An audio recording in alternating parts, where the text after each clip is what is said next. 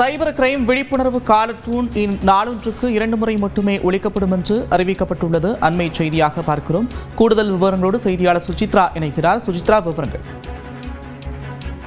இந்த ஒவ்வொரு தொலைபேசி அழைப்பதின் போலும் ஏற்கனவே வழங்கப்பட்டு வந்த அந்த ஒரு விழிப்புணர்வு கேம்பெயின் ஆட் என்பது தற்போது தற்காலிகமாக நிறுத்தி வைக்கப்பட்டு இதற்கு அடுத்தபடியாக அந்த சைபர் கிரைமுடைய விழிப்புணர்வு மெசேஜ்கள் நாள் ஒன்றுக்கு 2 முறை மட்டுமே ஒலிக்கப்படும் என்ற ஒரு அதிகாரப்பூர்வ அறிவிப்பை மத்திய தொலைத்தொடர்புத்துறை அமைச்சகமும் ட்ராயும் அதிகாரப்பூர்வமாக வெளியிட்டுள்ளது. நடிகர் அமிதாப் பச்சன் உள்ளிட்ட பல்வேறு பிரபலங்கள் மற்றும் பிராந்திய மொழிகளில் அந்த ரெக்கார்ட் செய்யப்பட்ட அந்த ஒரு சைபர் கிரைம் விழிப்புணர்வு காலர் டியூன் என்பது இந்தியா முழுவதும் நாளுக்கு நாள் அதிகரித்து வரும் சைபர் மோசடி வழக்குகள் குறித்த தகவல்களை பரப்புவதற்காக ஒரு பிரச்சாரத்தில் ஒரு கேம்பெயின் ஒரு பகுதியாக கொண்டு வரப்பட்டது மிக முக்கியமாக பார்க்கப்படுகிறது. ஒரு பயனாளர் ஒவ்வொரு முறை தொலைபேசி அழைப்பை மேற்கொள்ளும் பொழுதும் இந்த முன்பதிவு செய்யப்பட்ட செய்தியானது இயக்கப்படுவது வழக்கம். ஆனால் அவசர கால சூழல்களில் அழைப்பாளர்கள் உடனடியாக இணைக்க முடியாததால் அழைப்பாளர்களுக்கு இந்த ஒரு காலத்திலிருந்து தடையாக உள்ளதாக பல்வேறு புகார்கள் ட்ராய் மற்றும் மத்திய அரசாங்கத்திற்கு முன்வைக்கப்பட்டது. அது தொடர்பாக பல்வேறு கருத்துக்கள் அமிதாப் பச்சனுக்கு எதிராகவும் சமூக வலைதளங்களில்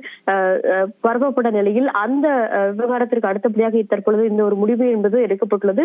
நாள் ஒன்றுக்கு 2 முறை அந்த தொலைபேசி அழைப்புகள் மட்டுமே இந்த மெசேஜ்கள் இனிமேல் இயக்கப்படும் எனவும் மற்ற தொலைபேசி அழைப்புகளுக்கு அது வராது என்ற ஒரு அறிவிப்பையும் மத்திய அரசாங்கம் அதிகாரப்பூர்வமாக தெரிவித்துள்ளது. அதனுடைய அந்த இயக்கத்தை ரெடியூஸ் செய்வதன் மூலமாக பயனாளர்களுடைய அந்த ஒரு சிரமம் என்பது தளர்த்தப்பட்டுள்ளதாக அதிகாரிகள் தற்பொழுது தெரிவித்திருக்கிறார்கள். நன்றி சுசித்ரா.